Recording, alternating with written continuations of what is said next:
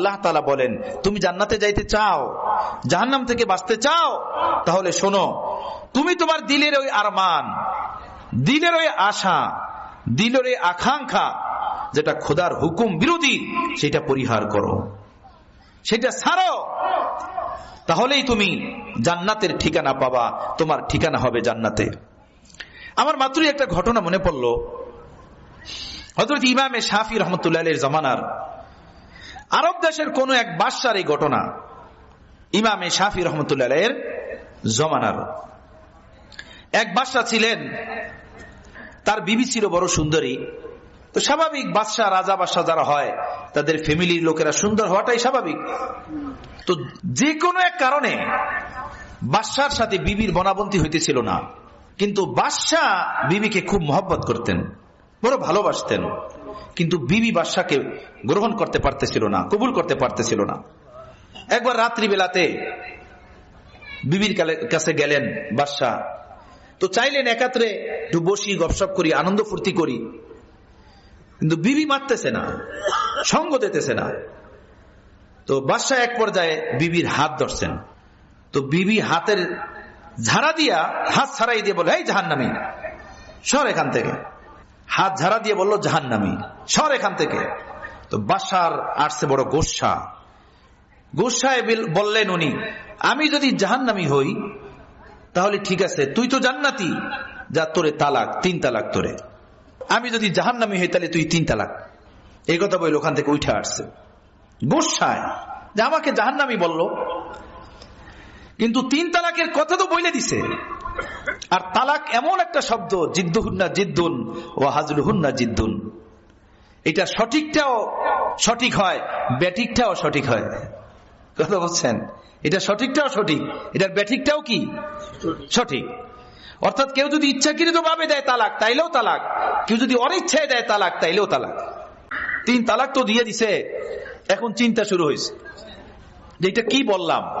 যেমন আমাদের তালাক যখন দিয়ে যায়, ঝগড়াঝাটির মধ্যে হুঁশ থাকে না, পরে কই এটা কি করলাম কি করলাম, পরে ঘুরে ঘুরে আর আরে এটা মুখ দিয়ে বলছি, এমনি এটা দিনে বলছি নি, হয় না। কিন্তু আগের দিনের রাজা বাদশারা ছিল বড় দিনদার, এরা দিনকে মানতেন, পরকালকে বিশ্বাস করতেন, রাজা বাদশারা হইতেন বড় ধার্মিক। 3 তালাক তো মুখ দিয়ে বের হয়ে গেছে, এখন চিন্তায় পড়ছে, হাই কি বললাম এটা, তালাক তো বইলে দিছি, এখন কি হবে, তালাক আমার হইল না হইল না। সারা রাত পেরেশানির ভিতরে কাটাইছে। সকাল হইছে, সকাল হওয়ার পরে আশপাশের ওলামাদেরকে ডাকছেন যে এই বিষয় রাত্রে এই ঘটছে, আমার স্ত্রী আমাকে বলছে এই জাহান্নামী। আমি বলছি, আমি যদি জাহান্নামী হই তাহলে তুমি 3 তালাক। আমার স্ত্রী তালাক হয়েছে কি হয় নাই? তো ওলামারা বললেন, তালাক এটা শর্তের সাথে সম্পৃক্ত করা হয়েছে, আপনি জাহান্নামী না জান্নাতি এটা তো আমাদের জানা নাই, অতএব তালাক হয়েছে কিনা সেটা আমরা বলতে পারবো না। কথা বুঝতেছেন? অনেকে কয় না যে তুই যদি ঘরের বাইরে যাস তাহলে তোরে তালাক। অনেকে বলে, কিন্তু ভাবে মনে করেন শ্বশুর বাড়ির সাথে রাগারাগি হয়েছে, তখন বলে তুই যদি ওই বাড়ি পাড়া দাস তাহলে তুই 3 তালাক।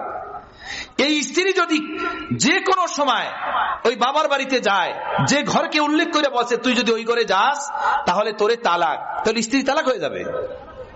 কথা বলছেন? এভাবে হয় কিন্তু সমাজে অনেক ব্যাপক, যে তুই যদি অমুক জায়গায় যাস তাহলে তুই তালাক, আর স্ত্রী যদি সেখানে যায় তাহলে সে তালাক হয়ে যাবে। তালাককে শর্তের সাথে সম্পৃক্ত করা।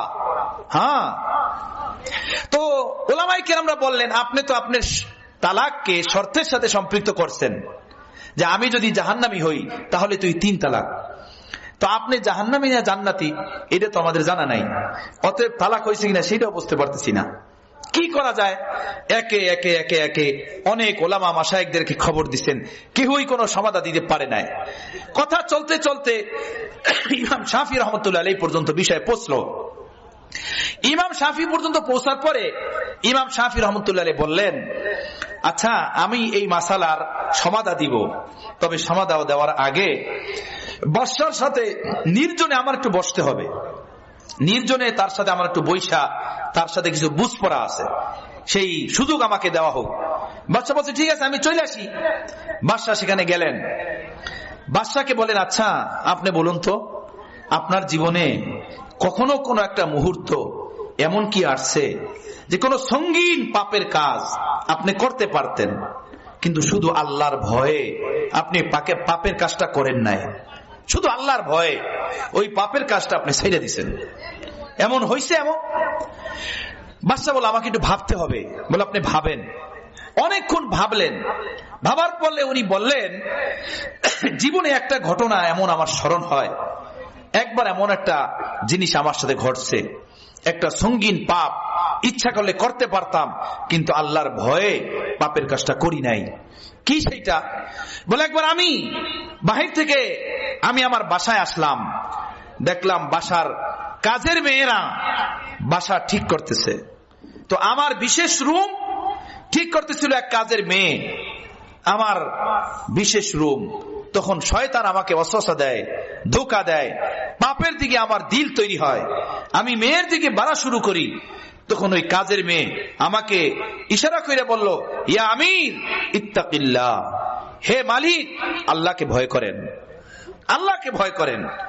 ওই মেয়ে যখন আমাকে বলল আল্লাহকে ভয় করেন, ওর কথার আওয়াজ এমন ছিল আমার দেহের পশমের গোড়া গোড়া দাঁড়িয়ে গেছে শুইনা, আল্লাহর ভয়। তখন আমি ওকে বললাম, যাও তোমাকে আল্লাহর জন্য ছেড়ে দিলাম, আল্লাহর ভয়ে ছেড়ে দিলাম।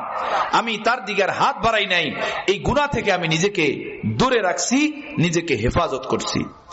তখন ইমামে শাফি রহমতুল্লাহ বললেন, বিষয়টা যদি এমন হয় তাহলে আমি আপনাকে বলি, আপনার স্ত্রী তালাক হয় নাই, আপনার স্ত্রী তালাক হয় নাই। আশপাশ ওলামা ছিলেন, বাদশাও সেখানে। বললেন, বিষয়টা ভাঙ্গায় বলেন, কিভাবে তালাক হয় নাই, এই ফতোয়া আপনি কিভাবে দেন? তো ইমামে শাফি রহমতুল্লাহ বললেন, এই ফতোয়া আমি দেই নাই, এই ফতোয়া স্বয়ং আল্লাহ তার কোরআনে পাকের ভিতরে দিয়েছেন। সেটা হলো এই, ও আম্মা মান খাফা মাকাম রাব্বিহি ওয়া নাহান নাফসা আনিল হাওয়া ফাইন্নাল জান্নাতা হিয়াল মাওয়া। যে বান্দা বান্দি এই ভয়ে নিজেকে গুনাহ থেকে বাঁচাবে যে আমাকে কিয়ামতের দিনে আল্লাহর সামনে দাঁড়াতে হবে, আমার জীবনের হিসাব দিতে হবে, আমার যৌবনের হিসাব দিতে হবে, এই ভয়ে গুনাহ থেকে দূরে রাখবে, নিজের হারাম চাহিদা হারাম খাহেসাত থেকে নিজেকে দূরে রাখবে, ওই কাজ ওই কর্মকাণ্ড থেকে নিজেকে দূরে রাখবে যেটা আল্লাহ আল্লাহ রাসূলের হুকুম বিরোধী। তো আল্লাহ তাআলা বলেন, ফাইনাল জান্নাতা হিয়াল মাওয়া, এমন নারী পুরুষের ঠিকানা থাকবে জান্নাতে। সুবহানাল্লাহ।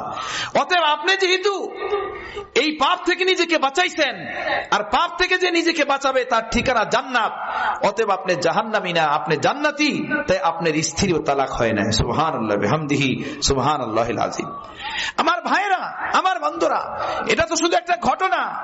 এই ঘটনা শুধু ঘটনা না, এটা তো কোরআনের কথা। আমার দিলের আরমান, আমার ওই দিলের চাহিদা যেটা খোদার আকার ধারণ করে আছে আমার অন্তরে, খোদার আকৃতি ধারণ করে আছে আমার দিলে, আল্লাহ বিরোধী কর্মকাণ্ড পাপের কাজ, সেটা যদি আমি আর আপনি পরিহার করতে পারি তো আল্লাহর কোরআনের হুকুম, হে বান্দাবান্দি তোমার জিন্দেগি হবে জান্নাত, তোমার পরকাল হবে জান্নাত, তোমার মরার পরে হবে জান্নাত। কোরআনে পাকে আল্লাহ বললেন, ইন্নাল্লাযীনা ক্বালু রাব্বুনাল্লাহ সুম্মা ইসতাকামু তাতানাজ্জালু আলাইহিমুল মালায়েকা, যারা আল্লাহকে আল্লাহ বলে স্বীকৃতি দেয় এবং এর উপরে জুইমা থাকে, অর্থাৎ আল্লাহর হুকুম আহকাম মতো জীবন যাপন করে, পাপ থেকে অন্যায় থেকে কোরআন সুন্নাহ বিরোধী কর্মকাণ্ড থেকে নিজের জিন্দেগিকে জীবনকে বাঁচায়, তো আল্লাহ তাআলা বলেন তাতানাজ্জালু আলাইহিমুল মালায়েকা, এই পুরুষ এই নারী ইন্তেকাল করার আগে আল্লাহ তাকে দুনিয়া থেকে উঠায় নেওয়ার আগে জান্নাতে সুসংবাদ দেনেওয়ালা ফেরেশতা দুনিয়াতে পাঠাইবেন যে যাও শোনো, তোমার ঠিকানা হইল জান্নাত, তুমি জান্নাতে যাবা। আমাদের পাকিস্তানের এক আলেমে দ্বীন বড় মুফতি সাহেব, ঘটনা মনে পড়লো মাত্র, আমি শুনাইয়া দেই, এরপরই বয়ান শেষ করব। হযরত মাওলানা মুফতি জারওয়াল আলী খান সাহেব ওনার নাম। আমি ওনাকে অনেকবার দেখছি, আমাদের যে মাদ্রাসা ছিল করাচিতে, এর পাশেই ওনার মাদ্রাসা, অনেক বড় মাদ্রাসা, জামিয়া আহসানুল উলুম নামে। এই মানুষটা দীর্ঘ 50 বছর পর্যন্ত তাফসীর পড়াইছেন। ইন্তেকালের এক সপ্তাহ আগে অসুস্থ হয়ে যান, অসুস্থ, বহুত অসুস্থ। এই অসুস্থ অবস্থাতে উনি স্বপ্নে দেখেন, নিজের বিষয় নিয়ে নিজেই স্বপ্নে দেখতেছেন যে তার ইন্তেকাল হয়ে গেছে। ইন্তেকালের পরে কাফন দাফন কইরা জানাজা পড়াইয়া তাকে কবরে নিয়ে শোয়া দিয়েছে। এই 1 বছর আগের ঘটনা আপনাকে শুনাইতেছি। এই 1 বছর আগে মুফতি সাহেব ইন্তেকাল করছেন, কথা বুঝতেছেন? কবরে শোয়াই দিয়েছে। কবরে শোয়ানোর পরে 2 জন ফেরেশতা হাতের ভিতরে আমল নামা নিয়ে আসছে, কেরামান কাতিবিন, তাকে সুয়াল করার জন্য। সুয়াল করবে এই মুহূর্তেই দেখে যে তার কবরের ভিতরে সুন্দর দুইটা যুবক ঢুকছে, সুন্দর টকটকা। ঢুইকা কেরামান কাতিবিন ফেরেশতাকে বলতেছে, হটো এখান থেকে, সরো, তোমরা বের হও, এর বিষয়ে আমরা দেখতেছি। কেরামান কাতিবিন ফেরেশতাকে কবর থেকে বের করে দিয়েছে। বের করে দিয়ে এই 2 যুবকের, এক যুবক দাঁড়াইছে মাথার কাছে, আর এক ডান পাশে, আর এক যুবক দাঁড়াইছে ডান পায়ের কাছে। ডান মাথার কাছে যে যুবক দাঁড়াইছে সেই যুবক দাঁড়ায় বলল, আমি তোমার কোরআন, তুমি সারা জীবন কোরআনের দরজ দিছো, কোরআনের তালিম দিছো, কোরআনের সবক পড়াইছো, মানুষকে কোরআনের তাফসীর ও হেদায়েত শুনাইছো, আমি হইলাম তোমার কোরআন। আর ডান পায়ের কাছে যে যুবক দাঁড়ানো সে বলল, আমি হইলাম তোমার ফজরের নামাজ, তুমি কখনোই তোমার ফজরের নামাজটা ছাড়তা না, এই নামাজটা তুমি ইহতেমামের সাথে কষ্ট থাকা সত্ত্বেও মসজিদে এসে পড়তা, আমি হইলাম তোমার ফজরের নামাজ। সুবহানাল্লাহ। এই 2 যুবক এই পরিচয় দিয়া তাকে বলল, মুফতি জারওয়ালি, আমি তোমার কোরআন, আরে বলল আমি তোমার ফজরের নামাজ। আমরা 2 জনে তোমাকে এখান থেকে জান্নাত পর্যন্ত পৌঁছানোর জন্য আসছি। জান্নাতের রাস্তার সফর শুরু হলো, তাকে নিয়ে যাইতেছে, নিয়ে যাইতে যাইতে তার ঘুম ভেঙে গেছে। সুবহানাল্লাহ। ঘুম থেকে ভেঙেই বলল, আহ, জিন্দেগির মজা পেয়ে গেছে, জিন্দেগির মজা এসে গেছে, হাজারো ঢুন্ডো গয়ে ফের নেহি পাওগে, হাজারো যদি তালাশ করো আমাকে আর পাবা না, আমি তোমাদেরকে ছাইরা এক ভিন্ন জগতে অচিরেই পাড়ি দিব। ঘুম ভাঙলো অসুস্থ অবস্থায়। এই স্বপ্নের কথা ওনার শাগরেদদেরকে, ছাত্রদেরকে বললেন ইন্তেকালের 1 সপ্তাহ আগে, এরপরে উনি ইন্তেকাল করলেন। সুবহানাল্লাহ। ভাইরা, এই কবরে যেতে হবে সকলকে, এইটাকে ঠিক করে যাই, ঠিক করে যাই, আমলকে ঠিক করি, নষ্টামি দুষ্টামি গুনাহ পাপ অন্যায় এগুলো পরিহার করি, দাড়ি সাসা বন্ধ করি, দাড়ি রাখি, ঘর থেকে টিভি ভিসিআর বন্ধ করি, সুদ খাওয়া ঘুষ খাওয়া বন্ধ করি, মানুষের হক নষ্ট করা বন্ধ করি, কারো উপরে জুলুমের হাত উঠানো, জুলুমের পা উঠানো, জুলুমের দৃষ্টি উঠানো বন্ধ করি। একজন সাচ্চা মুমিন হই, নবী আলাইহিস সালাতু ওয়াস সালামের খাঁটি একটা উম্মত হইয়া, আল্লাহ পাকের একটা খাঁটি বান্দা বান্দি হইয়া কবরে যাওয়ার চেষ্টা করি। আল্লাহ আমাকে আপনাকে তৌফিক দান করেন। বন্ধুরা, পাপ পাপ এটা কোনোদিন মাফ হয় না, কোনোদিন মাফ হয় না, কোনোদিন মাফ হয় না। এইটা নিয়ে যদি কেউ কবরে যায়, মাফ হবে জাহান্নামের আগুনে, তার ধোলাই হবে, সেখানে ধোলাই হবে। অতএব অন্তরাত্মাকে সাফ কইরা আল্লাহর সামনে দাঁড়াইতে পারি এমন একটা মন মানসিকতা নিয়ে আমরা সকলে পরপারে পারি জমাই। বন্ধুরা, যেহেতু আমরা মুসলমান মুমিন, হঠাৎ হঠাৎ মারা যায় মানুষ, হঠাৎ হঠাৎ মারা যায়, অল্প বয়সী মানুষ মারা যায়। আমাদের এই দোহারের শিল্পপতি জনি শিকদার সাহেব, আপনারা জানেন না, অনেকে জানেন হয়তো নাম, বহু টাকা পয়সার মালিক, অগণিত টাকা পয়সার মালিক জনাব মোহাম্মদ হোসেন জনি শিকদার সাহেব, নামাজি মানুষ, ভালো মানুষ, অল্প বয়স। ওনার ছোট ভাই আরো অল্প বয়স, 40 বা 42 বা 45 এমন বয়স হবে। গত বৃহস্পতিবারে এশার নামাজে দাঁড়াইছে, একামত দেওয়াইছেন, উনি ইমামতি করবেন ওনার নিজের অফিসে তেজগাঁওয়ে, নামাজ পড়াবেন। যে ইমাম সাহেব রাখা অফিসে, ইমাম সাহেব এশার নামাজে আসেন নাই, তো উনি একজনকে বললেন একামত দাও। একামত শেষ হয়ে গেছে, উনি নামাজ পড়াবেন, দাঁড়াইছেন। এই মুহূর্তে ওনার খারাপ লাগতেছে, একটু বসলো, বৈশা যায় নামাজে শেষ মুহূর্তের ভিতরে, মাত্র 40-45 বছর বয়স, একদম যুবক। আমার বন্ধুরা, আমার ভাইরা, কার কখন ডাক আসে কেহ জানে না। ওমা তাদরি নাফসুম বিআই আরদিন তামুত। কোরআনে পাকের ভিতরে আল্লাহ বলেন, কোন মানুষ কোথায় কখন মারা যাবে এই ইলম আমি দুনিয়ার কাউকে দেই নাই। কেউ জানে না কখন মারা যাবে, কোথায় মারা যাবে।